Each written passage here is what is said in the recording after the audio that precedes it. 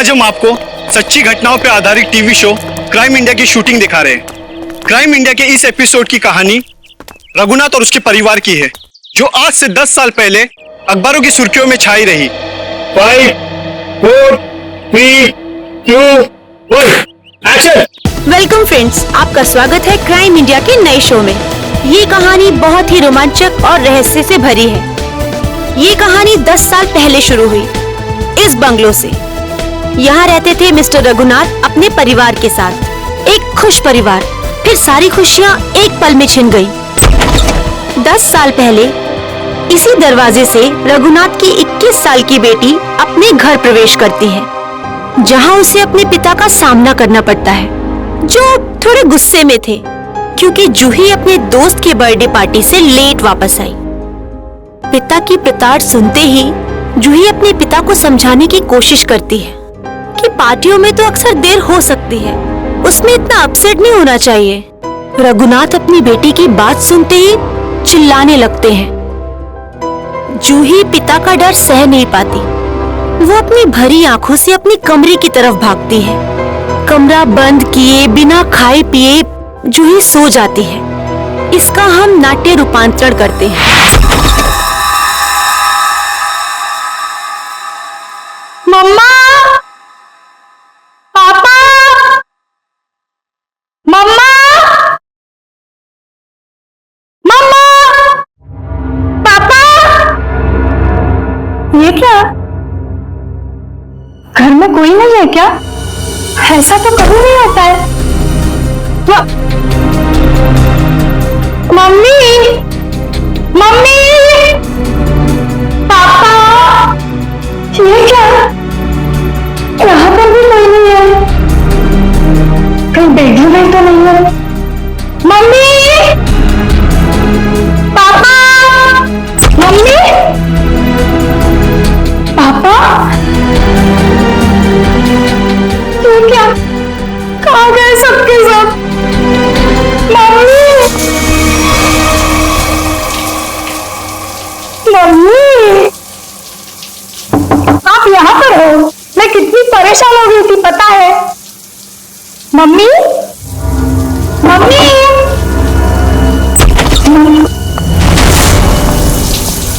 ये क्या? पानी का नल खुला छोड़ के मम्मी तो ऐसा कभी नहीं करती। मम्मी, पापा, राहुल, राहुल, राहुल,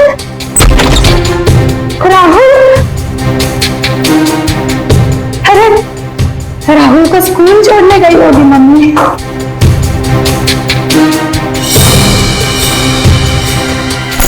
राहुल का स्कूल बैग, मम्मी राहुल को स्कूल करने गई। राहुल भी नहीं है। मम्मी, पापा, पापा की गाड़ी,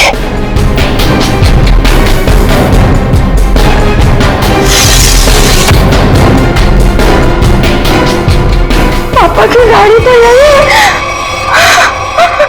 पापा तो ऐसा नहीं करते कभी। पापा। उस दिन से आज तक जूही को अपने माता पिता और भाई के बारे में कोई खबर नहीं मिली। कहाँ खो गए वो तीनों? लेकिन जूही अपनी आखिरी याद अब तक नहीं भूल पाई है। अपनी मम्मी की पिंक साड़ी और पापा की स्टाइलिश हैट को, जो उन्होंने आखिरी दिन में पहना था, वो आज तक नहीं भूल पाई है। Just stop this nonsense! आप लोग किसी को चैन से जीने देंगे या नहीं? प्लीज मैम, आप प्लीज रुकिए। Shut up! और आप मेरे घर आए कैसे? परमिशन ली है ma'am. To hell with your permission! लोग मेरी जिंदगी को टेलीविजन शो का तमाशा समझते हैं। किसी के भी दर्द को स्टोरी बना देंगे। जिस घर से मेरी यादें जुड़ी हैं, आप उन्हीं यादों को एक्सपोज करेंगे। ये मैं नहीं होने दूंगी। Just go from here! चाहिए। ट्रस्ट मी मैम, हम ऐसा वैसा कुछ नहीं दिखा रहे हैं, बल्कि ये तो आपके लिए अच्छा ही है कि हो सकता है कि शो के बाद आपको नए फोन कॉल्स आए कि आपके मिसिंग पेरेंट्स मिल गए हैं। प्लीज मुझे और लालच मत दो। छोड़ दो मुझे मेरे हाथ में। I said just go from here. Sir, live telecast चल रहा है, आप गलत ना समझे। हम पूरे मसले को बहुत सेंसिटिवली हैंडल कर रहे हैं। सर, समझाइए मैम को प्लीज। कितना खून निकल रहा है। बैकअप, चलो चलो चलो, इन्हें हॉस्पिटल लेके जाओ। चल चल।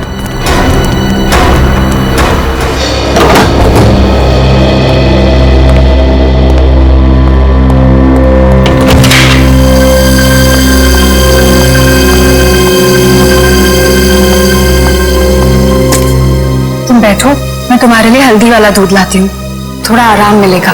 छोड़ो आराम आराम, इतनी फिक्र करती हो तो अपने गुस्से को कंट्रोल में रखना सीखो। मरने मारने पर उतर आई उस वक्त। तो फिर क्या करती? वो लोग मेरे घर वालों की इज्जत के साथ खिलवाड़ कर रहे थे, मेरे जख्म को रेत रहे थे। मेरे इमोशंस को कभी समझते ही नहीं हो। ऐसा नहीं है, नहीं समझता मैं तुम्हारे इमोशंस। जूही, मैंने ही कहा था, बहुत हिम्मत वाली लड़की हो। जिस तरह से तुमने इस दुख को समेटा और जिंदगी को फिर राह पर ले आए, कोई और होता कब का टूट जाता। तुम जैसा हमसफर बहुत नसीब से मिलता है। और तुम जैसा हस्बैंड भी हर लड़की को नहीं मिलता। इसी बात पर दूध नहीं, ग्रीन टी हो जाए। ठीक है, बैठो, मैं अभी लाती हूँ।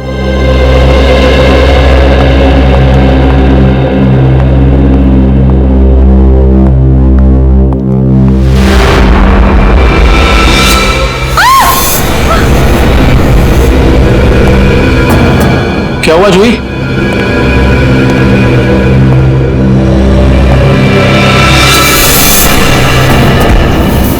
आपको क्यों लगता है कि ये हैट आपके पापा का है? कोई निशानी, कोई पहचान? ये उनका फेवरेट हैट था, मैंने बचपन से उन्हें यही हैट पहनते देखा था। देखिए जूही जी, प्लीज बुरा मत मानिएगा, लेकिन इससे ये प्रूव नहीं होता कि ये हैट आपके पापा का है। कोई खास दूसरी पहचान, कुछ भी? उदय, इन्हें पापा के वो सारे फोटोज दिखाओ जिनमें उन्होंने यही हैट पहना था।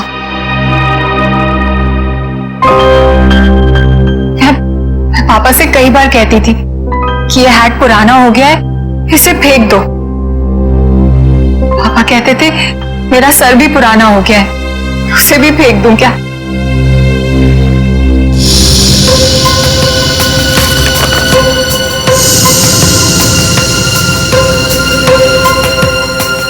जूही जी, इसे देख के तो ये जाहिर नहीं होता कि ये हैट यही वाला है।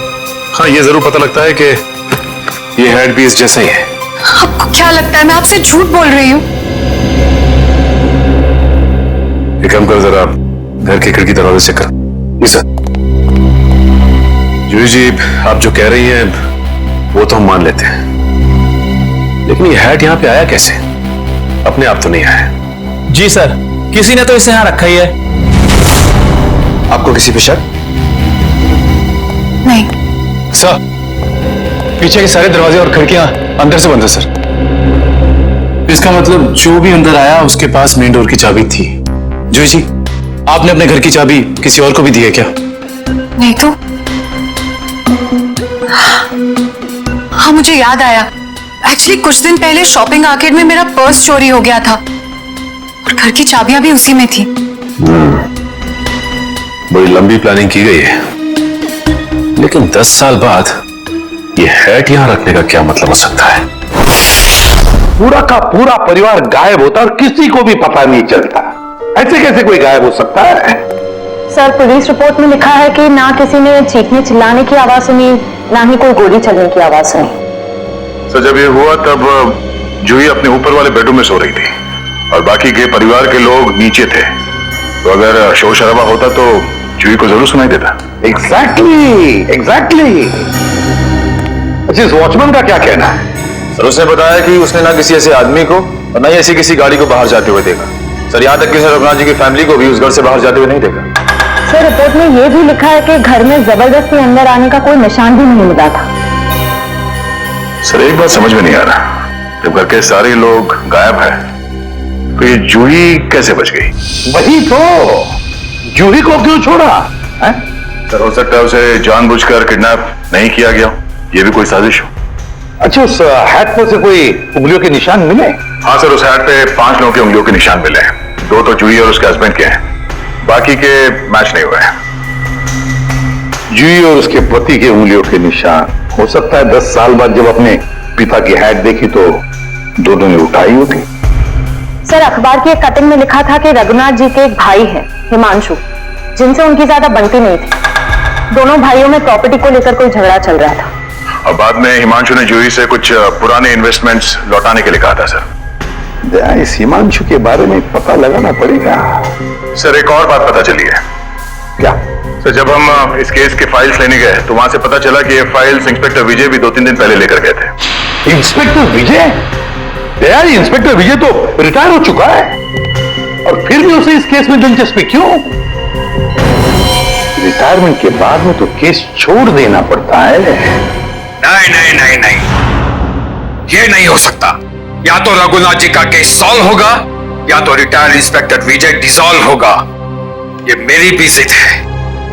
और रंजीत, मैं बहुत नजदीक पहुंच गया हूं। किसी भी दिन कमिश्नर के पास पहुंच सकता हूं। सर्विस के दौरान 99 केस और रिटायरमेंट के बाद ये पहला केस, यानी हो गए पूरे 100।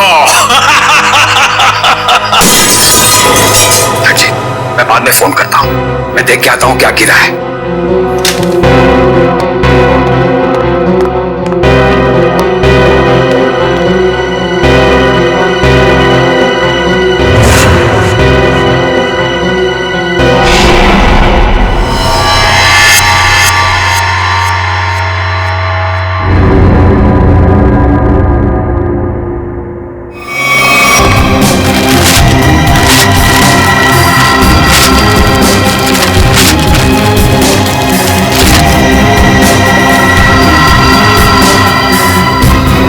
रघुनाथ भाई साहब को गुजरे तो तकरीबन 10 साल हो गए और अब तो सिर्फ उनकी यादें हैं। हम जानते हैं जो भी हुआ, लेकिन उनके केस के बारे में कुछ नई बातें सामने आई हैं, तो सोचा क्यों ना आपसे ही पूछ लें।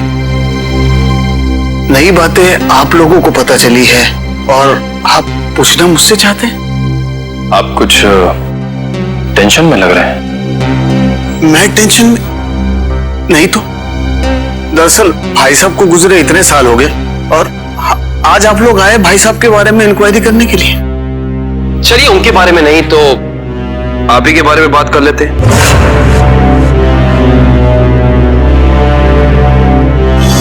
कल दोपहर में कहां थे आप? ऑफिस में था। ऑफिस? रियली? इसमें हैरान होने वाली क्या बात है? आप कल 12 से 3 बजे तक ऑफिस में ही थे। एक्चुअली मैं लंच आवर्स में घर आता हूं 2-3 घंटा रेस्ट करने के लिए। आपके घर का एड्रेस 54 गुलमोहर रोड है ना? जी नहीं। लेकिन आपकी कार कल उस वक्त उसी बंगले के सामने खड़ी थी। मेरी याददाश्त। दरअसल मैं सठियाने लगा हूं। मैं कल रुक गया था एक दोस्त के यहाँ, वो भी वहीं गुलमोहर में ही रहते हैं। मिस्टर हिमांशु जी, झूठ बोल रहे हैं आप। वहां पे आपका कोई दोस्त नहीं बल्कि आपकी भतीजी जूही रहती है, समझे आप? इसलिए झूठ बोल के कोई फायदा नहीं है। हम जानते हैं कि आप जूही से मिलने गए थे उसके घर। हाँ, मुझे उससे कुछ काम था। काम था इन्हें? हाँ, फिर आप उससे मिले क्यों नहीं? बल्कि आप तो छिपते छिपाते उसके घर गए, उसके किचन के प्लेटफॉर्म पे उसके पिता रघुनाथ जी की हैट रखी और बड़े आराम से वहां से निकल गए। क्यों? हैट? कौन सा हैट? मिस्टर हिमांशु, आपको लगता है कि आप ऐसी गोल गोल बातें करके सीआईडी से बच सकते हैं? कसम से, ना तो मैं भाई साहब की किसी हैट के बारे में जानता हूं और ना ही उनके लापता होने के बारे में। हिमांशु जी, ये क्या है?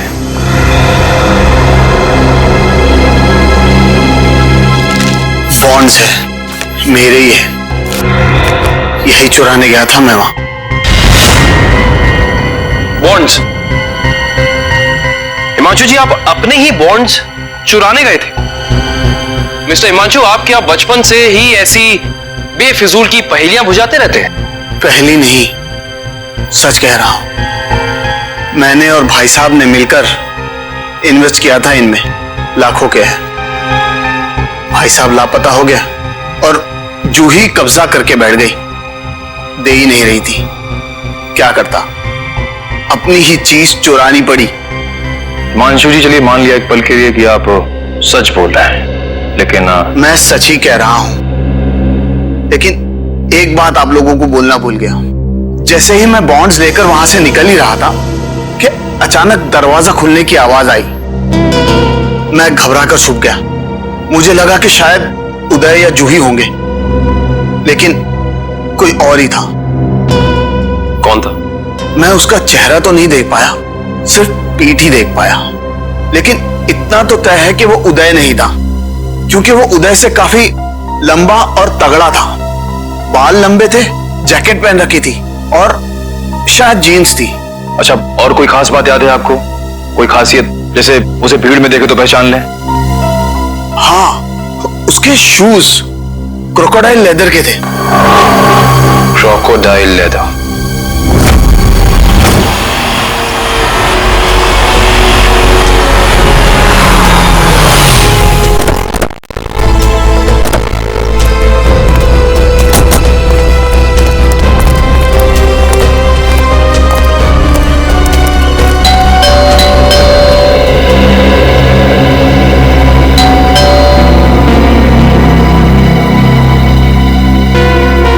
विजय, विजय, विजय सर।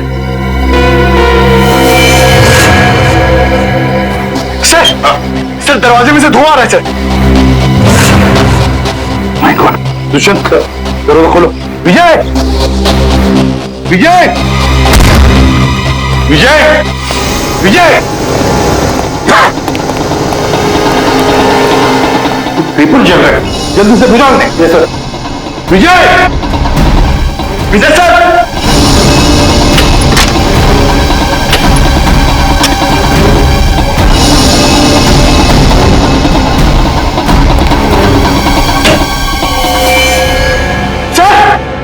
सर जल्दी आइए। क्या हुआ Pankaj? Oh my god, sir ये मर चुके हैं।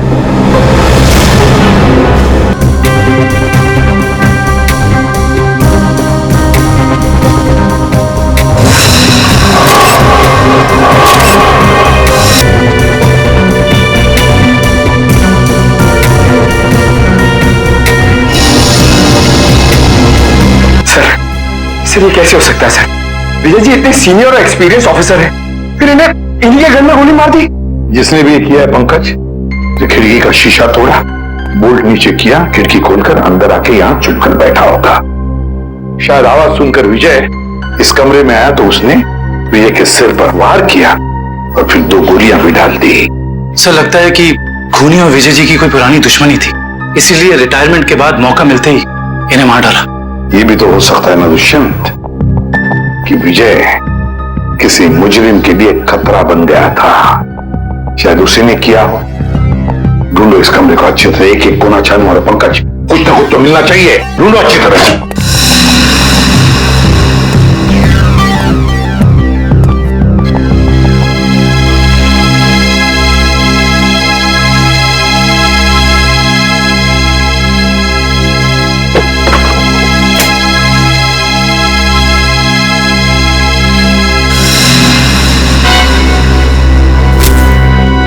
सर, ये देखिए रघुनाथ जी की केस फाइल, लेकिन इसमें कोई पेपर नहीं है सर। बाकी सब केस फाइल के पेपर्स हैं। ये देखिए सर, सब में पेपर्स हैं सिवाय इसके। तो दुष्यंत, इसका एक ही मतलब है, इसके अंदर जो पेपर्स है वहां जलाए जा रहे थे। कोई नहीं चाहता था कि रघुनाथ के केस के बारे में हमें कुछ पता चले। सर विजय जी का मोबाइल मिला और आखिरी कॉल उन्होंने किसी अनुज को किया था। तो फोन करो इस अनुज को।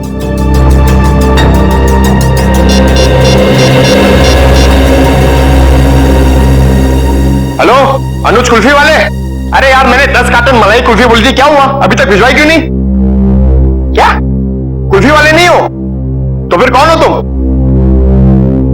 मॉडल? मॉडल है, मॉडल अनुज।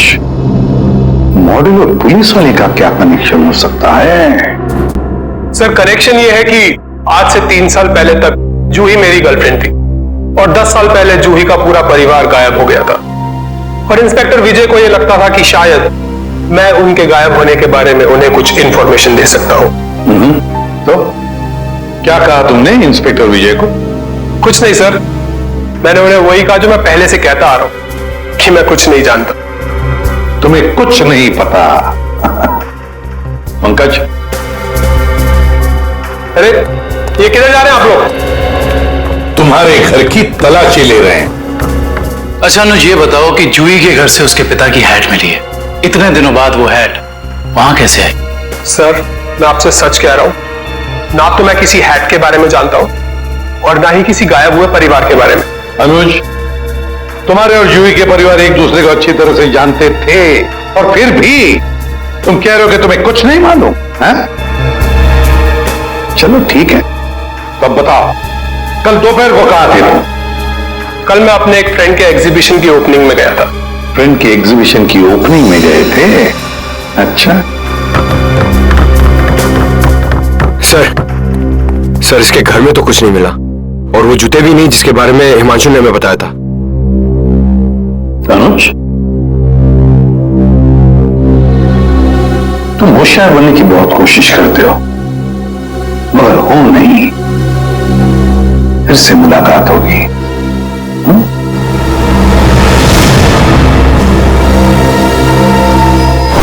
तो समझ में नहीं आ रहा ये आदमी चाहता क्या है। जो एक तरफ वो जूही के घर में हैट रखता है और दूसरी तरफ विजय को मारकर केस के फाइल्स, पेपर्स और फोटोज मिटा देता है।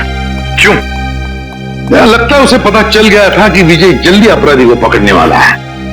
लेकिन एक बात समझ में नहीं आ रही कि उसने रघुनाथ की हैट जूही के घर में क्यों रखी? क्या सोच रहा है वो? कोई ना कोई चाल तो जरूर है दया, इसके पीछे कोई ना कोई चाल तो है। ये केस कुछ ज्यादा ही उलझा हुआ है सर। वैसे विजय के काम करने के तरीके को मैं अच्छी तरह से जानता हूं। वो सारे के सारे अंडे एक ही टोकरी में कभी नहीं रखता। इन्वेस्टिगेशन की अलग अलग कड़ियां वो अलग अलग जगह पर रखता था। सर विजय के सारे रिलेटिव्स से पता किया, किसी को भी मालूम नहीं है कि वो कर क्या रहा है। उसके मोबाइल से कुछ पता चला है? नहीं सर, कुछ पता नहीं चला। वे देखना पड़ेगा मौत के कुछ दिन पहले विजय कहां कहां गया था, किस किस से मिला था। सर इंस्पेक्टर विजय के घर पे हमें जो जले हुए कागज के टुकड़े मिले थे उनमें से ये टुकड़ा आधा जला हुआ है और इस पर नवदीप गराज लिखा हुआ है। नवदीप गराज? विजय ने ये नाम ऐसे नहीं लिखा है। जरूर इस गराज का इस रघुनाथ के केस से गहरा संबंध है। जरूर कोई ना कोई गहरा संबंध है। विजय सर हाल ही में एक सेकंड हैंड कार के बारे में पूछने आए थे। Second hand car? जी हाँ, एक व्हाइट कलर की सेडान कार बेची थी 10 साल पहले। विजय सर उसी के बारे में पूछने आए थे। उस गाड़ी के कोई रिकॉर्ड या पेपर्स होंगे आपके पास? जरूर सर, हम रिकॉर्ड हमेशा पक्का रखते हैं। गाड़ियों का मामला है, क्या पता कब कोई चोरी की निकल आए। शेखर, वो जरा गाड़ियों की सेल डिटेल की फाइल लेके आना। याद है ये गाड़ी किसने खरीदी थी? जी हाँ, कोई गिरीश साहब थे, उन्होंने खरीदी थी। ये लीजिए सर। ये लीजिए, ऊपर ही रखे हुए हैं, विजय सर को दिखाने के लिए ही निकाले थे।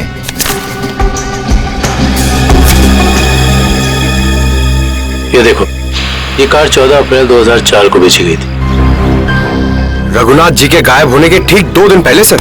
राइट। इसका मतलब है कि इस कार को रघुनाथ की फैमिली के गायब होने के बीच कोई ना कोई ताल्लुक जरूर है। मतलब सर विजय जी ने गाड़ी तक पहुंचने का जो रास्ता चुना है वो जरूर रघुनाथ जी तक जाता होगा। एक काम करते हैं, पहले तो आरटीओ से ये पता करते हैं कि ऐसी किसी कार का रजिस्ट्रेशन हुआ था या नहीं, और विजय जी के मोबाइल पोजीशनिंग रिकॉर्ड से ये पता करते हैं कि पिछले दिनों वो कहां गया था। हो सकता है इस केस को सॉल्व करने में हमें कोई मदद मिल जाए।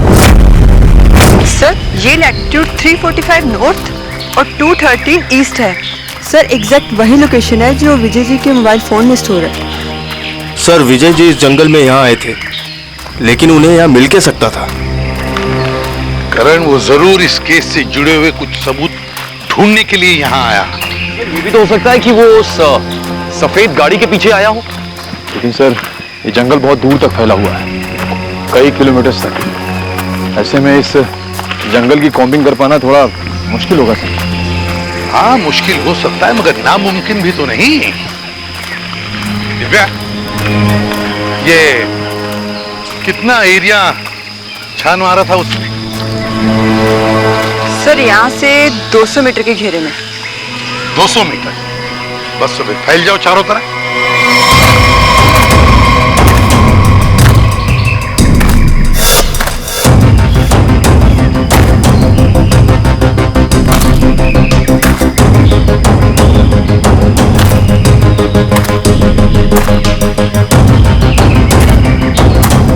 सर हाँ हाँ देखिए सर, हाँ ये देखिए सर।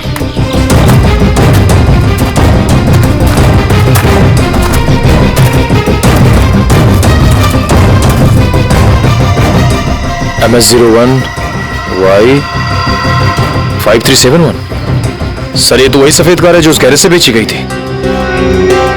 देखो जरा गाड़ी साफ करो अच्छी तरह से।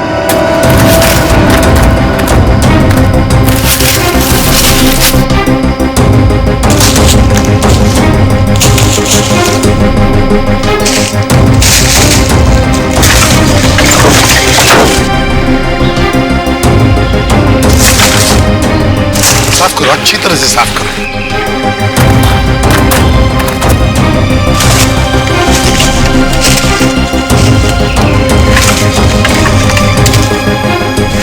सर, हाँ सर, ये गाड़ी इतनी ऊपर खाई से नीचे गिरी कैसे होगी? एक्सीडेंट हुआ होगा। मगर सर अगर जूही का परिवार इस गाड़ी में था तो इस गाड़ी में कुछ तो होना चाहिए, कंकाल वगैरह। पूरी गाड़ी खाली है सर। सर 10 साल हो गए, कीड़े सब खा गए होंगे अंदर। हाँ मगर केविन कुछ तो मिलता, कुछ तो मिलता है ना।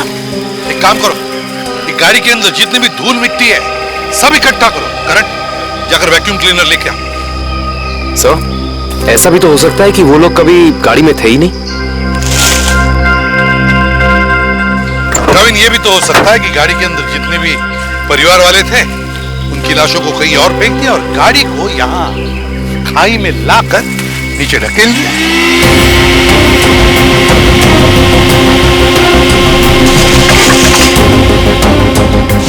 सर हाँ ये देखिए सर, लॉकेट। सर ये तो जूही की माँ का लॉकेट है। बिल्कुल ऐसा ही लॉकेट मैंने उन्हें एक फोटो में पहने हुए देखा। जूही की माँ का लॉकेट? जी। फिर इसका एक ही मतलब हो सकता है कि जूही के परिवार वालों को इसी गाड़ी में लाया गया और फिर उनकी लाशों को कहीं और ठिकाने लगा दिया और गाड़ी को यहाँ इस खाई में लाके ढकेल दिया ताकि कोई सबूत न रहे। ना रहेगा बांस, ना बजेगी बांसुरी। जी सारों के साथ कुछ पता चला? अरे यार अभिजीत ये बात गलत है यार, आते ही बनने से सवाल कर देते हो। मैं यार आए हो हाल चाल पूछो, अपने बताओ। मतलब हाल चाल? अरे हाल चाल पूछने वाला था सर। कैसी है तारिका जी?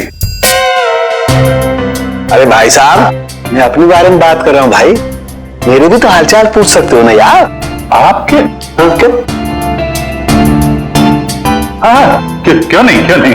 आपके हालचाल कैसे हैं आप? हाँ मैं अच्छा हूँ, ये हुई ना बात।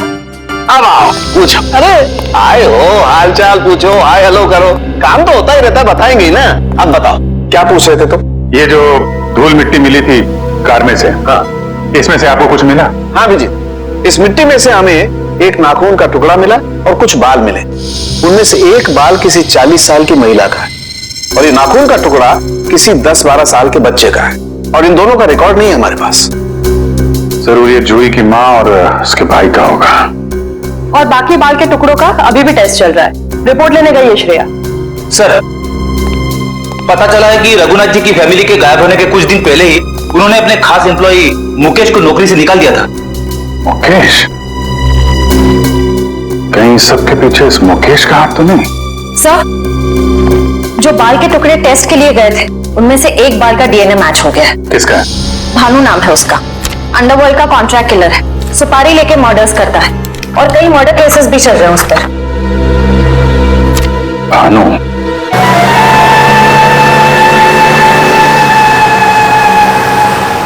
मुकेश, तुम्हें पूरा यकीन है ये बाइक वाला आदमी भानु ही है? हाँ सर, सिग्नल तो यही बता रहा है। हाँ।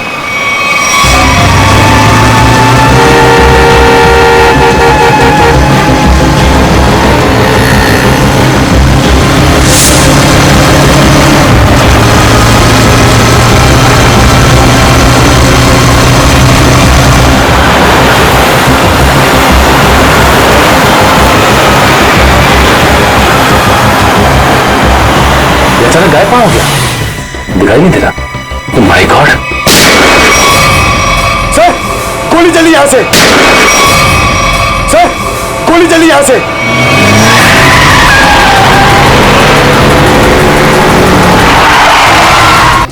ये तो मर चुका है।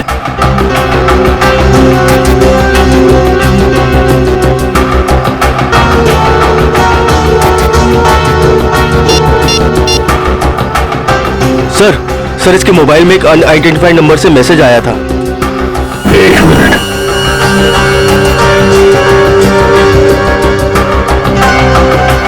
मैसेज? एक काम करो, पता लगाओ कि ये नंबर है किसका। रघुनाथ जी की कंपनी में 20 साल पूरे काम किया हूं मैं। फ्लोर मैनेजर था, प्रोडक्शन, लेबर सब मैं ही संभालता था। तो तुम्हें नौकरी से क्यों निकाल दिया मुकेश? जी, सच तो ये है कि दोनों पार्टनर्स में यानी कि कुमार साहब और रघुनाथ जी के रिश्तों में दरार आ गई थी। दरार? इस दरार की वजह क्या थी? जी, वो कुमार साहब को लगा कि रघुनाथ जी उनके साथ कुछ धोखा कर रहे हैं। चोरी छिपे कुछ डीलिंग्स भी कर लेते हैं। और इसलिए कुमार ने तुम्हें रघुनाथ पर नजर रखने के लिए कहा? जी हाँ, मैं रघुनाथ जी की हर खबर कुमार साहब को देता था। वो किससे मिलते हैं, क्या डील करते हैं, क्या लेन देन है, सब। और जब रघुनाथ ने तुम्हें पकड़ लिया ये सब करते हुए, तो उन्होंने तुम्हें काम से निकाल दिया? जी हाँ। और उसके ठीक 1 साल बाद में कुमार जी और रघुनाथ जी ने अपनी पार्टनरशिप खत्म कर दी। जी हाँ, ये तो होना ही था। अच्छा, वैसे इंस्पेक्टर विजय क्या जानना चाहते थे तुमसे? जी, वो कुमार साहब के एक्सीडेंट के बारे में पूछने आए थे, जिनमें उनकी बच्ची और बीवी भी चली गई थी। और इंस्पेक्टर विजय को ऐसा लगता था कि ये एक्सीडेंट नहीं बल्कि एक मर्डर है। और जब पार्टनरशिप रही नहीं तो मर्डर की भी बात नहीं आती? जी, दोनों पार्टनर अलग भी इस तरह हुए जैसे रजामंदी नहीं थी। और फिर दोनों एक ही बिजनेस में कंपटीशन करने लगे, और वो भी इस तरह के जैसे एक दूसरे को बर्बाद कर देंगे। और हाँ, कुमार साहब की मौत के बाद सबसे ज्यादा तरक्की और फायदा रघुनाथ सेठ को हुआ। कुमार की मौत का सबसे ज्यादा फायदा हुआ रघुनाथ को। सबसे ज्यादा फायदा। इस कुमार फैमिली के एक्सीडेंट की सारे डिटेल्स निकालो, देखे तो सही कि क्या ये वाकई एक्सीडेंट था या फिर। सर, आपको क्या लगता है कुमार की फैमिली की मौत के पीछे क्या रघुनाथ का हाथ था? कविन, रघुनाथ तो बिजनेस में कुमार से फायदा हुआ, इसका मतलब ये नहीं कि रघुनाथ ने कुमार को मारा होगा। Okay, thank you so much. लेकिन क्या पता चला एक्सीडेंट के बारे में? सर, मिस्टर कुमार हर रोज की तरह ऑफिस से घर पहुंचे। घर से वो लोग एक रिसोर्ट के लिए निकले। उनकी पत्नी ने एक सरप्राइज वेकेशन प्लान किया था, क्योंकि अगले दिन मिस्टर कुमार का बर्थडे था। वो लोग उसी रिसोर्ट में बर्थडे सेलिब्रेट करने वाले थे। जब ये जा रहे थे, उनका बच्चा भी उनके साथ में था, और उसी दौरान ये एक्सीडेंट हुआ। किस्मत भी अजीब खेल खेलती है, जहां एक पल खुशियां थी, अगले ही पल मातम छा गए। सर, लेकिन ये एक्सीडेंट हुआ कैसे होगा? गाड़ी का अचानक ब्रेक फेल हो गया। मिस्टर कुमार की गाड़ी की स्पीड बहुत तेज थी, वो गाड़ी को काबू में नहीं कर पाए और गाड़ी लुढ़कते लुढ़कते खाई में जा गिरी। कार के ब्रेक्स अचानक फेल हो गए। अचानक। बड़ी अजीब बात है। सर गाड़ी बिल्कुल नहीं थी। मिस्टर कुमार ने एक हफ्ते पहले ही वो गाड़ी खरीदी थी, तो ब्रेक फेल होने का सवाल ही पैदा नहीं होता सर। वही तो सर, ऐसा भी तो हो सकता है कि कुमार की ही फैमिली के किसी मेंबर ने रघुनाथ की फैमिली से बदला लेने के लिए ये सब किया हो। कुमार परिवार की मौत के 20 साल बाद कौन बदला लेना चाहता है? जहां पर एक्सीडेंट हुआ वहां पर मिस्टर एंड मिसेस कुमार की लाश मिली थी, बच्चे की लाश नहीं मिली है ना? एक मिनट, क्या हुआ सर? गाड़ी घुमा लो। काबिल, पता चल गया ये खूनी कौन है।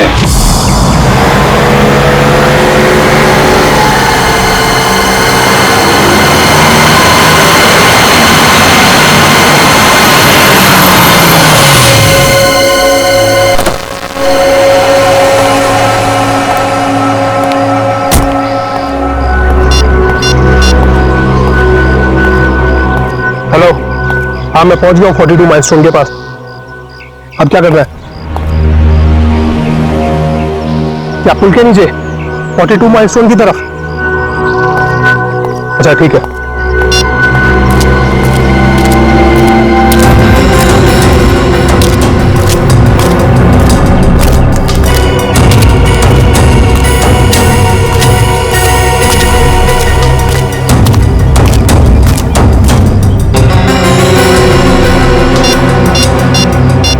हेलो, आप किधर आना है? ये लेफ्ट राइट क्या लगा रखा है? पागल समझ रखा है क्या?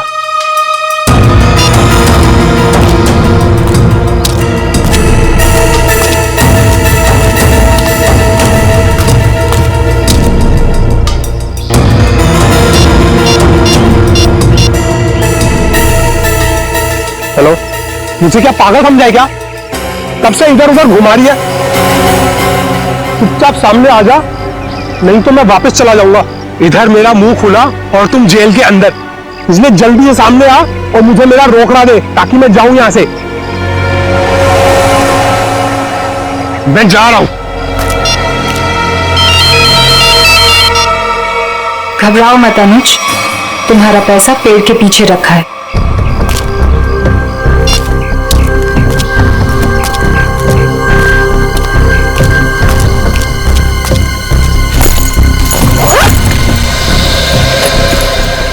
वाह रे वाह, क्या तकदीर है मेरी। तो जैसे सोने के अंडा देने वाली 2-3 और मुर्गियां मिल जाए तो लाइफ सेट। कौन तुम मेरी चिंता मत करो अनुज, वादे के मुताबिक ये तुम्हारी आखिरी पेमेंट है। अरे बेवकूफ, सोने का अंडा देने वाली मुर्गी को कभी छोड़ता है कोई? अनुज भूलो मत, तुमने वादा किया था। अरे एक ब्लैकमेलर की बात पे तुमने यकीन कर लिया। चलो, थैंक यू।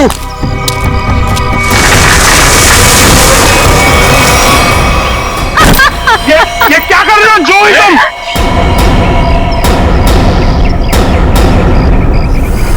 तुम क्या समझते हो अनुज? तुम मुझे ब्लैकमेल करते रहोगे और मैं सहती रहूंगी? हमसे उस्तादी बहुत भारी पड़ेगा तुमको। Shut up. यहाँ वही होगा जो मैं चाहूंगी। सोचो अनुज, अगर मैं तुम्हारा मर्डर करवा दूं, तुम्हारे टुकड़े टुकड़े करके चील कौओं को डलवा दूं, तो यहाँ तो किसी को इस बात की हवा तक नहीं होगी। जैसा तुमने अपनी फैमिली के साथ किया था। एक बात याद रखना, जो आदमी शर्ट सिलवाता है वो उसके अंदर बटन की जगह भी छोड़ता है। अगर मैं मरा तो मेरा एक पैकेट सीआईडी को पहुंच जाएगा और फिर तेरा डम डम डिगा डिगा। Shut up. तू क्या समझता है तू झूठ बोलता रहेगा और मैं मानती रहूंगी? तुझ जैसा लालची इंसान अपने नुकसान के लिए कुछ नहीं करेगा। क्या ये जुई, ट्रिगर दब जाएगा, इसको नीचे कर।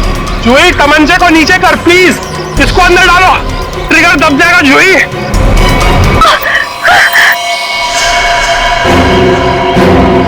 सीपी सर आप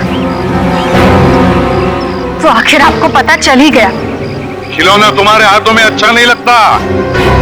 अपने लोगों को कह दो चुपचाप हमारे हवाले हो जाए। देख क्या रहे हो, भूल गए सीपी को।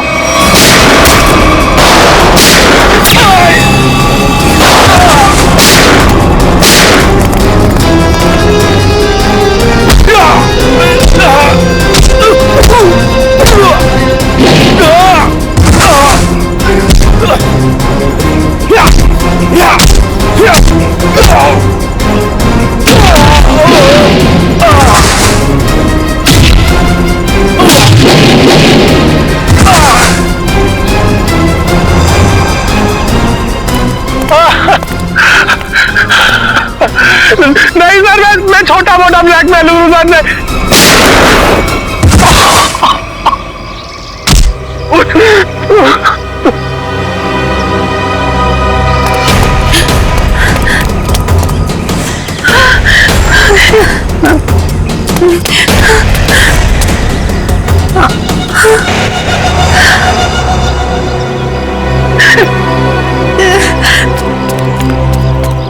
देखो इस प्यारी बिटिया को, जिसने अपने माता पिता का खून कर दिया। बताओ, क्यों मारा तुमने अपनी माता पिता को? वो मेरे माता पिता नहीं थे, उन्होंने सिर्फ मुझे गोद लिया था। मेरे असली पापा मिस्टर कुमार थे, जिनकी मौत एक कार एक्सीडेंट में हुई, और वो एक्सीडेंट रघुनाथ ने करवाया था।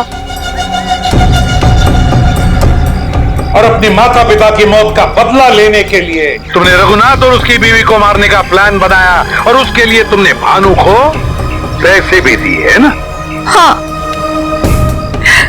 और भानु ने उस काम को पूरा अंजाम दिया। उसके बाद तुमने भानु के हाथों विजय जी को मरवा दिया, और फिर भानु को भी अपने रास्ते से हटा दिया। हाँ, क्योंकि मैं अपने खिलाफ कोई सबूत नहीं छोड़ना चाहती थी। तो सारे इल्जाम अनुज पर आ जाए, है ना? और अनुज, तुम जूही के घर पे रघुनाथ जी की हैट रख के तुमने एक बंद केस को खोल दिया। चोर चोर मौसेरे भाई, वाह रे वाह। लेकिन एक बात याद रखना, मुजरिम चाहे कितना भी चालाक हो, उसका आखिरी ठिकाना तो जेल की चार दीवारी में भी होता है। अब जेल की सलाखों के पीछे सड़ते बैठना फांसी का ऑर्डर आने तक।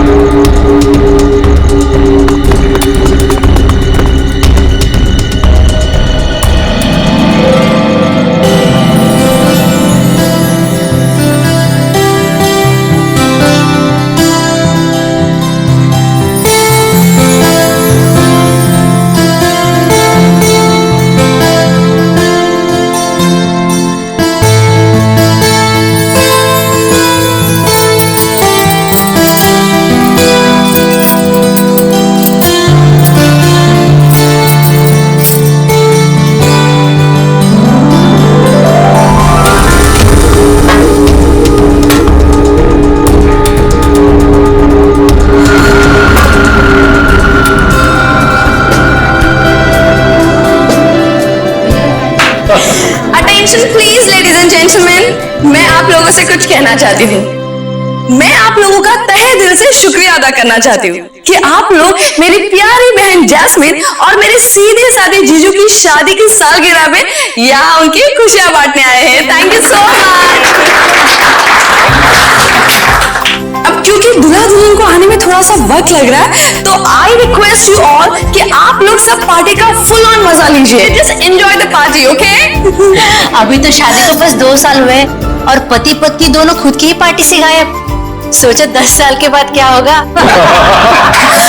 प्लीज मेरे दीदी और जीजू की शादी को नजर मत लगाओ तुम।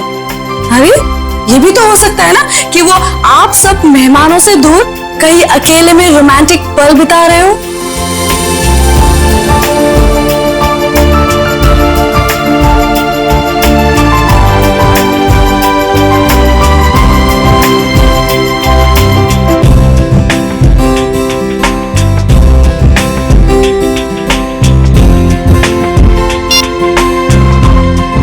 फोन उठा रहे हैं ना कर रहे हैं, समझ ही नहीं आ रहा क्या करूं। पार्टी में ऐसे अकेले जाने में मुझे बहुत अजीब लगेगा। नीचे सादा का क्यों उन्हीं के दोस्त है।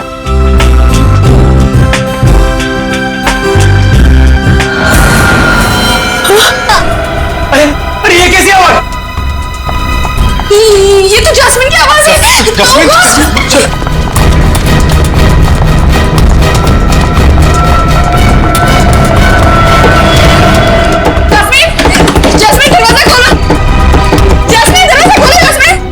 उससे फिर से अस्थमा का दौरा तो नहीं पड़ गया? Oh God! जैस्मिन, जैस्मिन दरवाजा खोलो। Jasmine, Jasmine! तोड़ दो दरवाजा।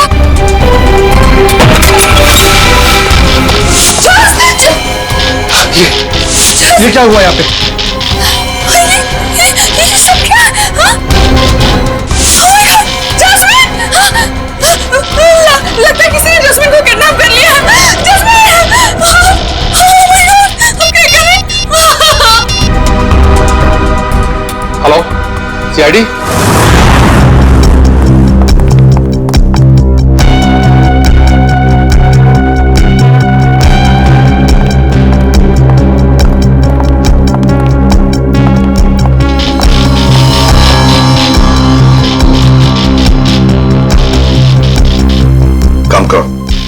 कमरे का कोना कोना छानो और एक एक इंच ढूंढो, देखो कोई ना कोई सुराग तो मिलना ही चाहिए। हाँ, लग जाओ काम पे।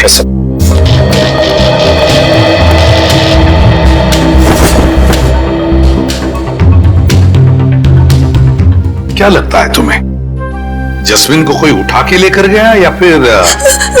नहीं सर, मुझे कुछ नहीं पता सर, मुझे कुछ नहीं पता, मुझे कुछ समझ में नहीं आ रहा, मुझे बहुत डर लग रहा है, आप प्लीज कुछ कीजिए ना सर। जस्मिन के पति मानव वो कहाँ है? वो अहमदाबाद गया था एक बिजनेस मीटिंग के लिए। जस्मिन और मानव साथ में शामिल होने वाले थे पार्टी में, पर मानव अभी तक आया क्यों नहीं पता नहीं सर। वैसे आप? मैं ललित, मानव का दोस्त। तो क्या मिला? सर यहाँ पे खून के निशान मिले खिड़की पे, इधर इस तरफ। खून के निशान तो हैं, हो सकता है ये खून जस्मिन का ही हो, और फिर किडनैपर शायद जस्मिन को इस खिड़की के रास्ते से ले गया होगा, और फिर हाथापाई में जस्मिन को चोट आ सकती है। शायद ये खून इसीलिए जस्मिन का भी हो सकता है। सर, सर ये देखिए, गहने और पैसे ऐसे के ऐसे ही हैं। सर मतलब ये किडनैपिंग लूटपाट के इरादे से नहीं हुई। सर अगर ऐसा है तो इस किडनैपिंग की वजह क्या है? कोई ना कोई तो वजह जरूर है, कोई ना कोई तो वजह जरूर है। काबिल, ये देखो, खून से सनी उंगलियों के निशान। इससे तो बात पक्की होती है कि किडनैपर जस्मिन को इसी रास्ते से ले गया, इसी रास्ते से। सर किडनैप करने वाला इन मेहमानों में से कोई हो सकता है सर। पार्टी में इतने सारे लोग थे, किसी ने किडनैपर को देखा? किसी ने? वही तो, किसी ने तो देखा होता। आप लोग हम पे शक कर रहे हैं? क्यों नहीं कर सकते? मुजरिम जो कोई भी है, उसे इतना साफ साफ मालूम था कि जैस्मिन के कमरे में चुपचाप कहां से घुसा जा सकता है। तो आपको जो करना कीजिए, लेकिन प्लीज मेरी बहन को ढूंढ के लाइए प्लीज। मुझे बहुत डर लग रहा है, पता नहीं वो कहाँ कैसे होगी। प्लीज उसे ढूंढ के लाइए। घबराइए मत, तुम्हारी बहन को हम सही सलामत वापस ले आएंगे। लेकिन एक बात याद रखना, यहाँ जितने भी मेहमान हैं, कोई इस घर से बाहर नहीं जाएगा जब तक हम उन सब की उंगलियों के निशान नहीं लेते। कोई नहीं जाएगा यहां से।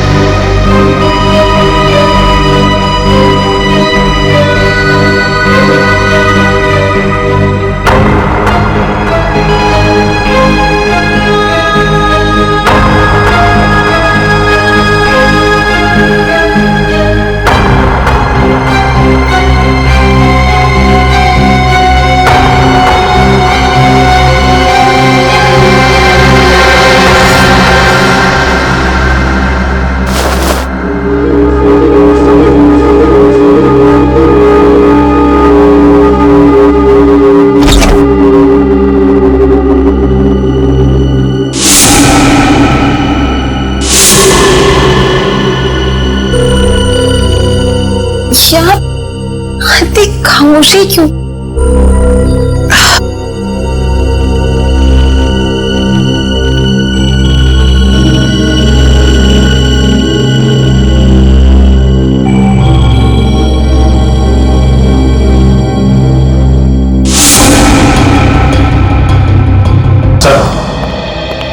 कमरे से पता चला है कि मानव की फोन का आखिरी लोकेशन धानु रोड में ट्रेस हुआ है।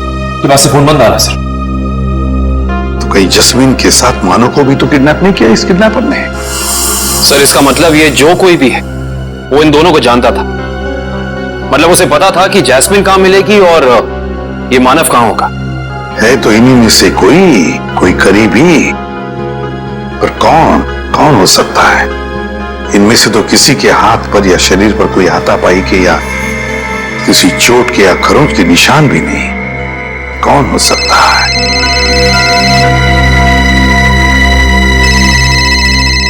क्या हुआ ललित जी? हैं? आपका फोन बज रहा है, उठाइए। जी। किसका फोन है ललित जी? पता नहीं, कोई लैंडलाइन का नंबर। कहीं किडनैपर्स का फोन तो नहीं? तो फिर बात कीजिए। जी। हेलो, कौन? लाशें? जस्मीन तुम हो कहां? जस्मीन का फोन है। बात करो, स्पीकर ऑन करो। ऑन करो। हेलो जस्मीन, तुम हो कहां? आवाज नहीं आ रही। प्लीज मेरी बहन को बचा लीजिए सर, प्लीज। पता नहीं वो किस हाल में होगी। एक मिनट, प्लीज सर। दोबारा फोन लगाओ इसी नंबर पे।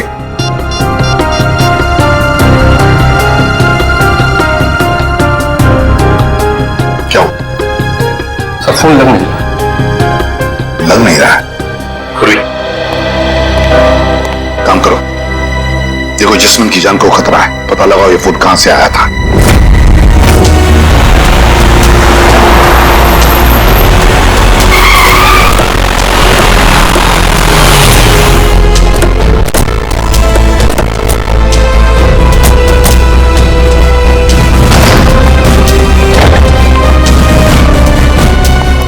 ओह माय गॉड, इतने सारे चाकू।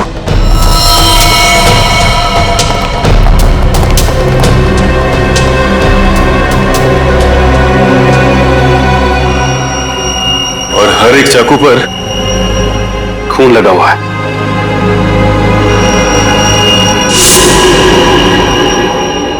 ऐसा क्या हुआ यहां पे? अब समझ में आया जस्मीन की आवाज में इतना डर क्यों था। कहीं खूनी ने उसे भी अपना शिकार न बना लिया। देखो, जितना ज्यादा खून यहां पर पड़ा हुआ है और इतने सारे चाकू और हर चाकू पर यह खून, मुझे लगता है यहां पर एक से ज्यादा हत्या हुई है। यस, एक मिनट।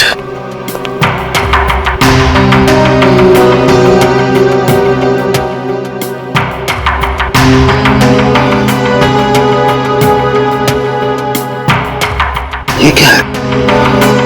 सचिन, वहां पर कुछ है। जैकेट।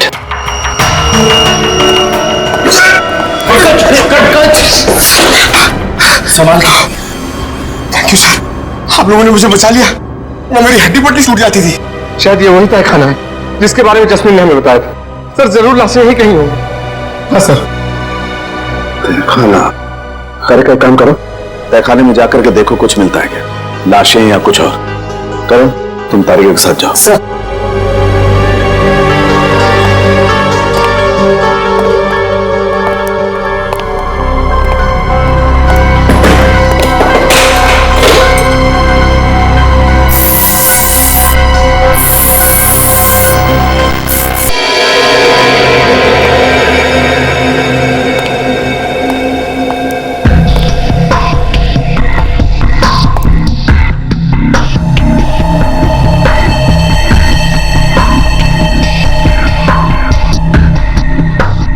यहाँ पे तो कोई लाश नहीं। शौक से ना जरा।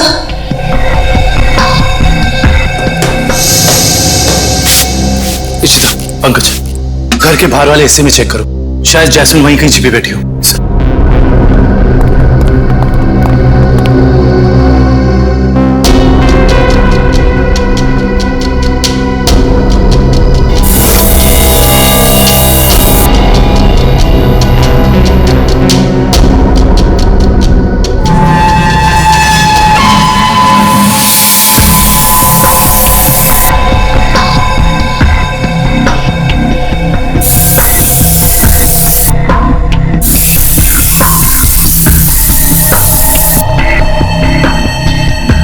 खून का भी कोई निशान नहीं दिखाई दे रहा है।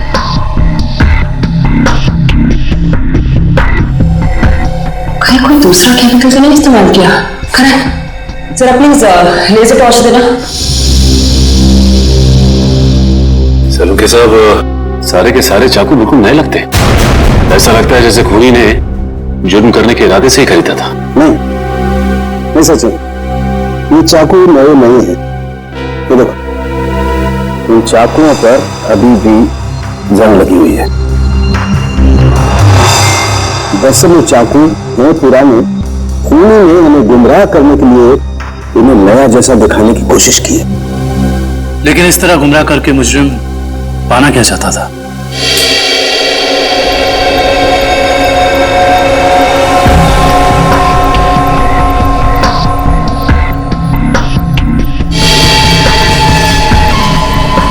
अगर इस कमरे में किसी केमिकल का इस्तेमाल किया गया है, इस लेजर टॉर्च की रोशनी में वो हिस्सा नारंगी दिखाई देगा।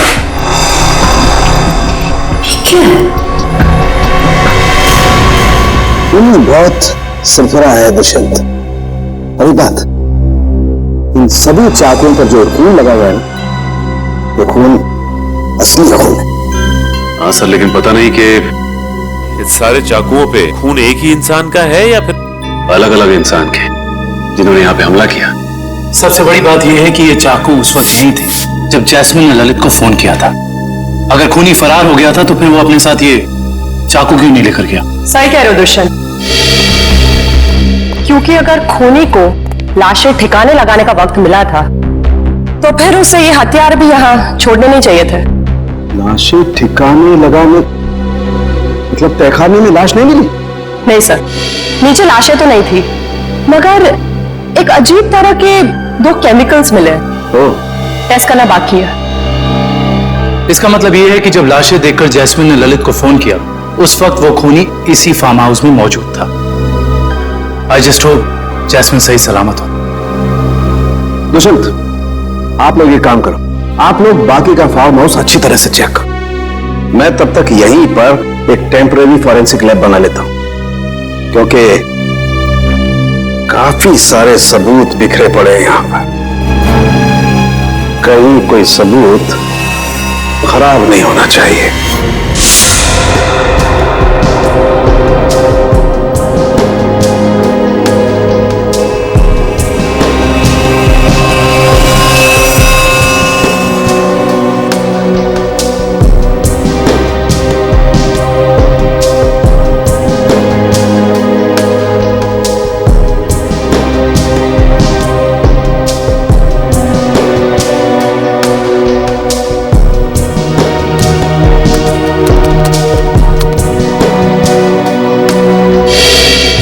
पता चला साहब के साथ वो केमिकल का मिश्रण आगे रह गया? पता तो चला दुष्यंत, लेकिन मैं ये सोचकर हैरान हूं कि उस केमिकल का यहां पर क्या काम। सर बताइए तो सही, शायद हम किसी नतीजे पे पहुंच सके। तारिका को यहां पर जो केमिकल मिला है वो एक एम्बाल्मिंग फ्लूइड है। Embalming fluid? हाँ सचिन, एक ऐसा तेल जो लाशों पर लगाया जाता है, लाशों को सड़ने से रोकने के लिए। ये काम तो अक्सर फ्यूनरल होम्स वगैरह में होता है ना? Right, you are absolutely right Dushyant. और यही सोचकर मैं परेशान हूं कि कोई आदमी इस तरीके का तेल लेकर के क्यों घूमेगा। कोई खूनी लाशों को प्रिजर्व करने की कोशिश क्यों करेगा? शायद इसी वजह से, जिस वजह से उसने इन सारे चाकुओं को नया दिखाने की कोशिश की, ताकि हमें गुमराह कर सके और मौत के सही वक्त का पता न चले। That's a point, Sachin. मुझे ऐसा लगता है कि जैस्मिन ने जो लाशें देखी हैं, हो सकता है कि वो लाशें आज की ना हो, बल्कि बहुत पुरानी लाशें हो। Exactly, Tarika, you are absolutely right। और मुझे लगता है खूनी जब लाशों को तहखाने से बाहर लेकर के जा रहा था, जरूर किसी न किसी लाश का कोई ना कोई हिस्सा फर्श से रगड़ खा गया और इसीलिए वो एम्बाल्मिंग फ्लूइड फर्श पर लग गया। सर, जल्दी चलिए, बाहर मालूम मिला है जैस्मिन का पति बहुत घायल है।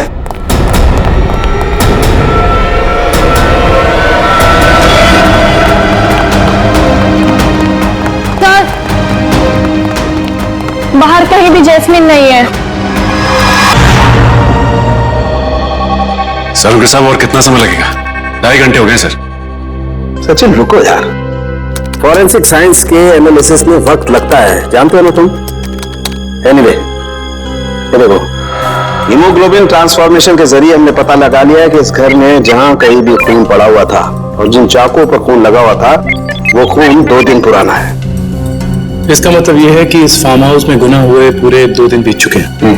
हाँ दुष्यंत, इनमें से किसी भी खून का सैंपल फ्रेश नहीं है। और एक बात, हर खून का डीएनए अलग अलग है। मतलब अलग अलग लोगों के खून? अच्छा सर, ये कुल मिला के कितने डीएनए मिले आपको? सचिन, जितने चाकू हैं सब पर अलग अलग लोगों का खून है। इसका मतलब जितने चाकू हैं उतने लोगों के खून का डीएनए है। ये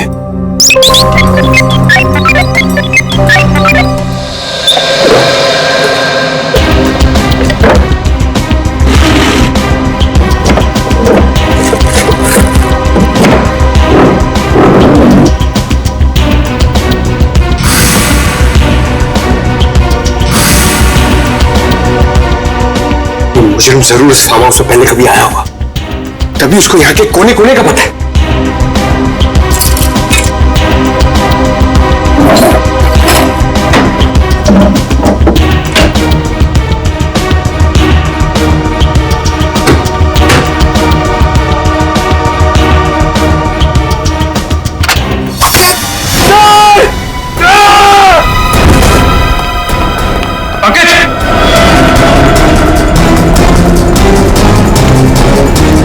पंकज, पंकज, पंकज, देखो तुम। पंकज, पंकज आंखें खोलो। Pankaj, Pankaj, my God, Pankaj.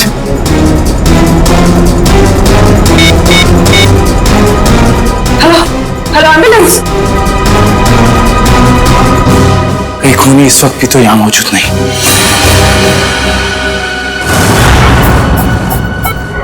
छोड़ दो, छोड़ दो मेरी जास्मीन को। 120/80।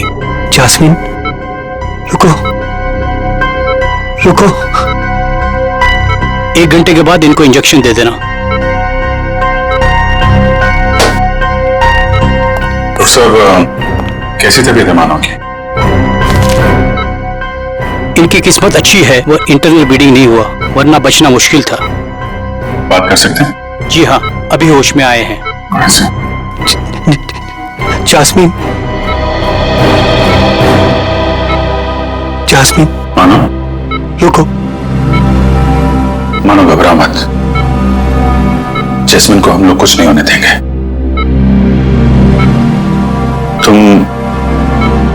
तुम जरा ठीक से याद करके बताओ कि फार्म हाउस में क्या हुआ था? मेरी जान को खतरा था और जास्मिन की भी। जान को खतरा? किससे किससे था? कई दिनों से कुछ लोग मुझे फोन करके 55 करोड़ की मांग कर रहे थे और एनिवर्सरी की रात को भी मेरा पीछा कर रहे थे। मुझे क्या पता था, अगर मैं उनकी बात नहीं मानूंगा तो वो मेरी जास्मिन को निशाना बनाएंगे। क्या तुम्हें पता था कि उन्होंने जास्मिन को फार्म हाउस में रखा हुआ है? हाँ, क्योंकि जास्मिन ने मुझे वहां से फोन किया था मदद के लिए। उन लोगों का चेहरा याद है तुमको? हाँ सर। कौन थे वो लोग? मानो, कौन थे वो लोग? ओह नो, ज्यादा स्ट्रेस होने की वजह से ये फिर से बेहोश हो गए हैं।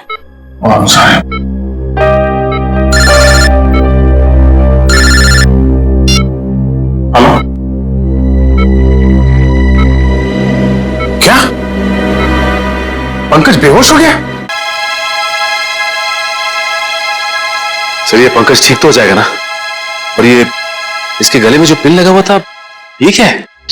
सचिन, एक रिफ्लेक्स फ्रीजर है और इस पिन के चुभने की वजह से पंकज अपने चलने फिरने हिलने डुलने की ताकत खो चुका है। ये टेम्पररी पैरालिसिस हो चुका है इसे। घबरा मत, टेम्परेरी है। फिर भी सर इलाज तो है ना। मैंने कहा ना टेम्परेरी है, इसका असर धीरे धीरे अपने आप खत्म हो जाएगा।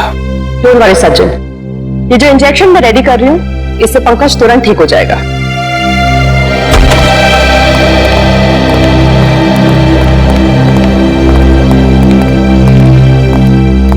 सर कैसी तबीयत है पंकज की?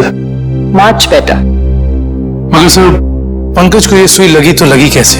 दुष्यंत, मुझे लगता है खूनी ने वहां उस तरफ जरूर कोई ऐसा जुगाड़ फिट करके रखा है जिससे ये सुई उसने पंकज को मारी है। तुम लोग उधर चेक करो, जरूर कुछ मिलेगा, आई एम श्योर।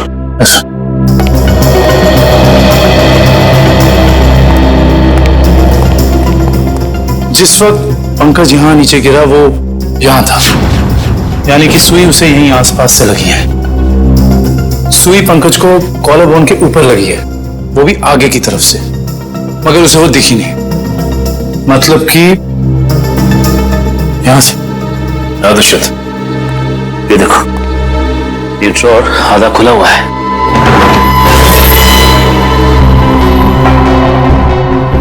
तो ये चक्कर है। इसका मतलब यह है कि जब पंकज ने ये ड्रॉर खोला होगा तो इस पिस्टन के जरिए वो सुई उसे यहां लगी होगी और वो नीचे गिर गया। और ये सारी की सारी प्लानिंग खूनी ने जैस्मिन के लिए की थी, लेकिन फंस गया बेचारा पंकज। एग्जैक्टली। ये जैस्मिन को अस्थमा अटैक आया था ना। और जब किसी को अस्थमा अटैक आता है तो सबसे पहली चीज ढूंढता है वो पंप, जो शायद इसी ड्रॉर में होगा।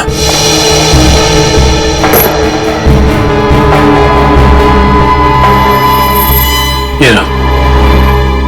यानी हुआ कुछ ऐसा होगा कि जैस्मिन को यहां लाया गया और ये खून चाकू वगैरह देखकर उसे अस्थमा अटैक आया होगा, लेकिन ड्रॉर से ये पंप निकालने की बजाय उसने ललित को फोन कर दिया और वहीं मुजरिम की प्लानिंग उल्टी पड़ गई। और जैस्मिन को ये पहले से ही पता था कि ये अस्थमा पंप इस ड्रॉर में रखा हुआ है। बिल्कुल। अब उन सभी लाशों के राज तक हमें वो केमिकल ले जाएगा जिसका इस्तेमाल उन लाशों को प्रिजर्व करने के लिए किया जाता है। इंडियन मेडिकल ग्रुप से आए, मुर्दाघर की जांच करनी है। क्या हुआ सर? क्या बात है? बाद में बताएंगे, पहले जरा लाशें दिखाओ। लाशें क्यों देखनी है आपको? लाशें तो बिल्कुल ठीक हैं। ठीक है, तो फिर आप इतना टेंशन में क्यों आ गए? नहीं तो हमें पक्की खबर मिली है, लाशों को बाहर ले जाया गया यहाँ से। क्या बात करें सर आप? ऐसा कैसे हो सकता है? जरूर आपको किसी ने गलत बताया सर। लाशें तो कब की वापस आ गई। वापस आ गई मतलब बाहर गई थी। देखा सर, चोर की दाढ़ी में तिनका। देखो, सब कुछ पूरी सच्चाई के साथ ठीक ठीक बताओ। सीआईडी के सामने झूठ बोलना ठीक नहीं, समझे? क्या सीआईडी? आप लोग सीआईडी से हैं? जी हाँ, सच उगलवाने के लिए कभी कभी ऐसे खेल खेलने पड़ते हैं। क्या चक्कर है? साहब, अब से 3 दिन पहले हम दोनों ने थोड़ी ज्यादा पी ली थी। मुर्दा घर में कोई आया और लाशें चुरा कर ले गया। तो लेकिन लाशें तो अगले दिन दोपहर को अपने आप ही वापस आ गई थी। मैं इसके लिए हमने किसी को बताना जरूरी नहीं समझा। अच्छा, जरूरी नहीं समझा है? और ये लाश गले नहीं, इसके लिए जो तेल लगाते हैं लाशों पे, तो तुम लोग लगाते हो? नहीं साहब, नहीं साहब। वो काम इन्हें कहाँ आता है? ये काम करने के लिए तो कुछ खास लोग होते हैं और कुछ खास दुकानें। ऐसी 2 दुकानें हैं इस इलाके में। कौन कौन सी दुकानें हैं?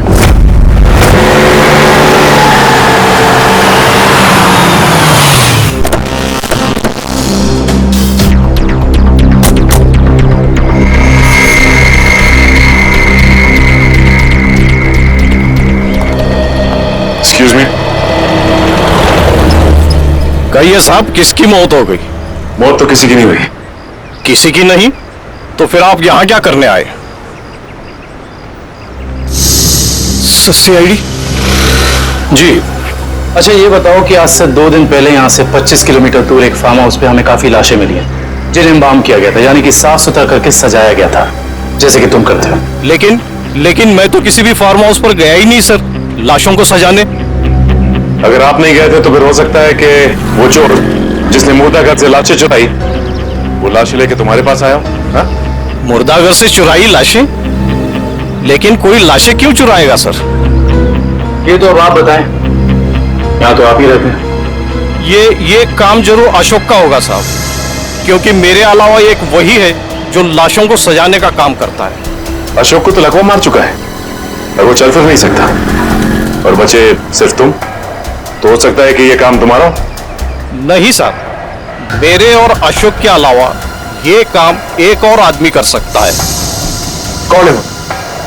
ये वही चोर है साहब जिसने 3 दिन पहले मेरी दुकान से लाशों को सजाने वाला तेल चुरा लिया। आइए सर, मैं आपको बताता हूं उसने तेल कहां से चुराया। यहीं से चुराया उसने लाशों पे लगाने वाला तेल। ये तेल किसने चुराया? ये तेल यही तो पता नहीं साहब, अगर मुझे मालूम चल जाए तो उसकी टंगड़ी तोड़ दूंगा मैं। एक मिनट, तेल के अलावा यहाँ से कुछ और भी चोरी हुआ क्या? पैसे वगैरह? नहीं सर, सिर्फ तेल।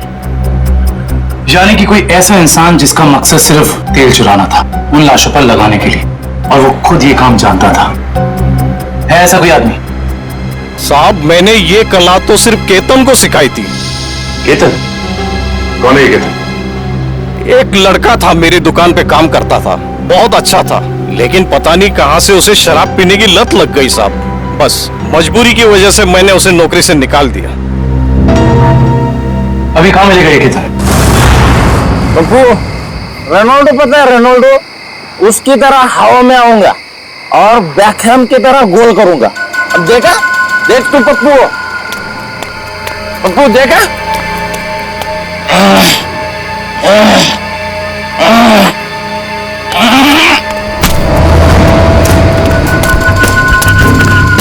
अरे कौन है भाई? कौन है भाई तू? लगता है तेरा नशा बहुत हो गया, उतारना पड़ेगा।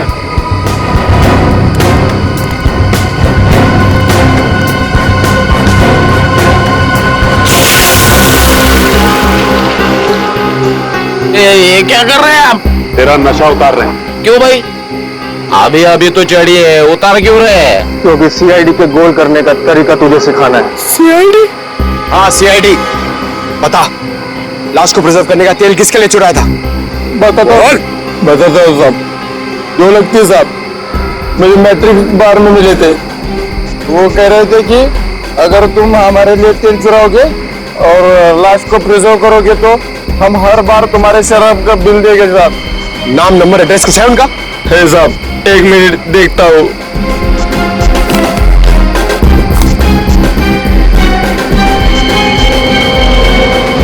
बिरजू,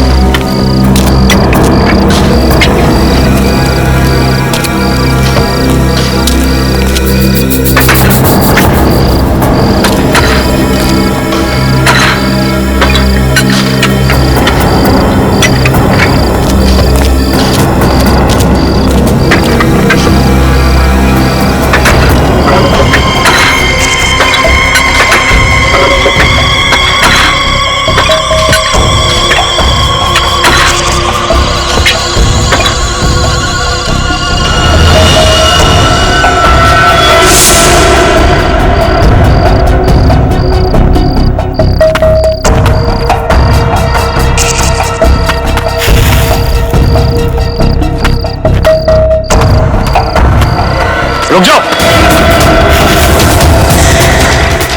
कौन तुम लोग? यहाँ आने की हिम्मत कैसी करी तुम लोगों ने?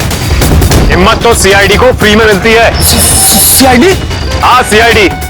ऐसा जुर्म करके सीआईडी से बच सकते हो?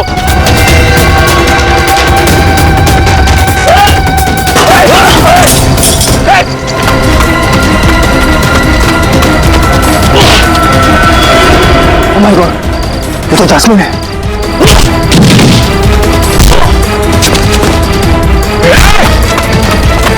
अच्छे नहीं भाग पाए सीआईडी से, तू भागेगा?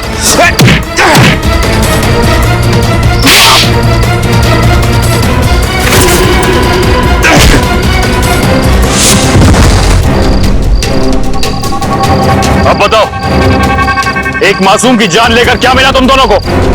हमारी कोई आपसे दुश्मनी नहीं थी सर, हमने सिर्फ उसे पैसे के लिए मारा है। किसने दिए तुम्हें वो पैसे? बोलो। ऑपरेशन इज सक्सेसफुल, पेशेंट को स्पेशल वार्ड में लेके जाओ। ओके?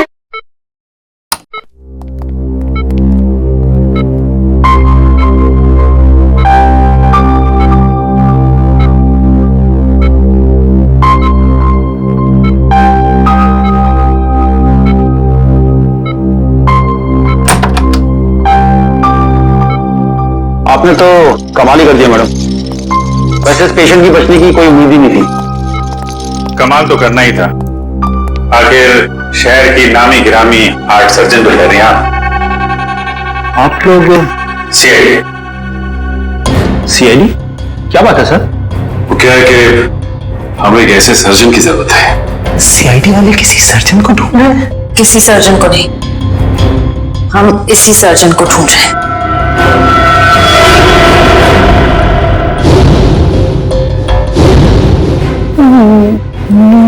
मेरी तलाश? लेकिन मैंने क्या किया? गुनाह किया है तुमने, गुनाह। चलो। हाँ, मैंने इन दोनों से कहा था जैस्मिन को किडनैप करने के लिए। मगर क्यों? पैसों के लिए, 55 करोड़ की मांग रखने के लिए। तुम्हें पैसों की क्या जरूरत है? तुम्हारा तो सर्जन का करियर भी अच्छा खासा चल रहा है, फिर अपनी बहन के साथ ऐसा क्यों किया तुमने? क्योंकि मुझे और पैसे चाहिए थे। हाँ, क्योंकि पैसे कितने भी हो कम ही होते हैं ना। ओ, तो तुम मानती हो कि पैसों के लालच ने तुमसे यह गुनाह करवाया? हाँ। पैसों के लिए जैस्मिन को किडनैप किया तुमने, फिर मानव को धमकी भरे फोन करने बंद क्यों कर दिए? देखिए प्लीज, आप लोग मुझसे और सवाल मत पूछिए। मेरा सर पहले से बहुत दर्द हो रहा है, प्लीज आप मुझे और सवाल मत पूछिए। मैंने अपना गुनाह कबूल कर लिया है ना, तो आपको मुझे जो सजा देनी है आप दे दीजिए, लेकिन प्लीज मुझसे और सवाल मत पूछिए प्लीज। तुम्हारे सरदर्द की दवाई मेरे पास है, तू? लेकिन मैं आपको और क्या बताऊं? मैंने सब कुछ तो आपको बता दिया है ना, मैं आपको और क्या बताऊं? मानव को जिंदा क्यों छोड़ा तुमने? क्योंकि अगर उसे मार देती तो पैसे कौन देता? और वो ड्रॉर में जो पिन थी, उसका क्या चक्कर है? किसने लगाया था वो? क्या नाम है उसका? उसका नाम?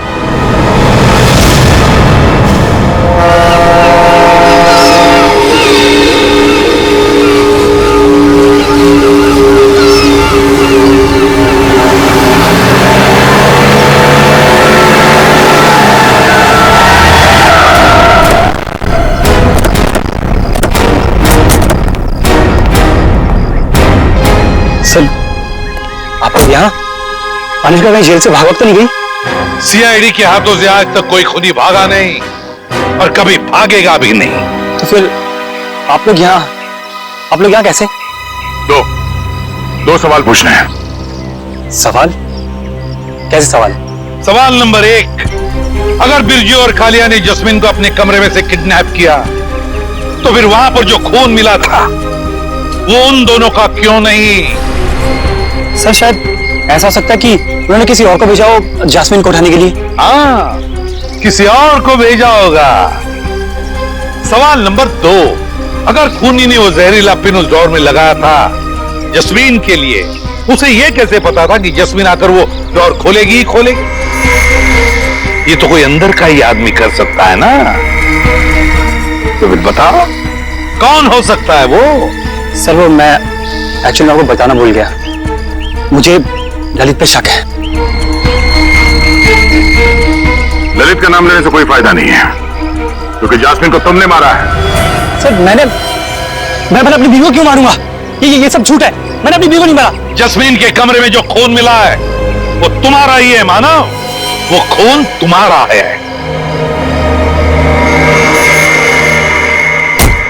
हाँ, और सीआईडी को तुम्हारे बारे में सब कुछ मैंने बताया, समझे?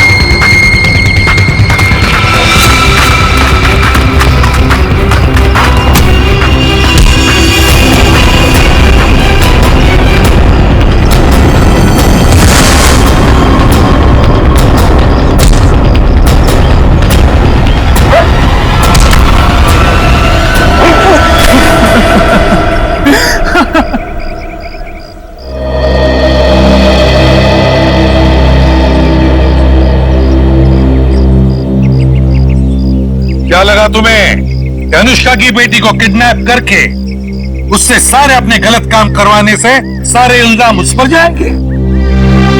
तो अनुष्का ने जब अपना बयान दिया ना, तभी हम समझ गए कि अनुष्का सच छुपा रही है। हाँ, बस ये एक गलती कर बैठा मैं। जास्मिन को माना मेरी मजबूरी थी।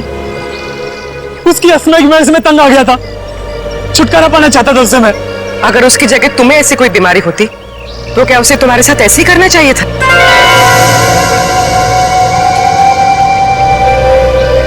टेंशन की वजह से जस्मीन का अस्थमा बढ़ता है, ये तुम्हें पता था और तुमने उसका गैर फायदा लिया। तुम उसे फार्म हाउस ले गए। फिर मैंने उसे नींद की गोली देकर सुला दिया और सोचा जब वो सुबह उठेगी तो लाश और खून देकर उसका अस्थमा बढ़ जाएगा और जैसे ही वो अपना पंप निकालने डोर खोलेगी उसे जहरीली पिन चुभ जाएगी। मगर वो बच गई और फिर मैंने उसे ड्रग का ओवरडोज देकर खत्म कर दिया।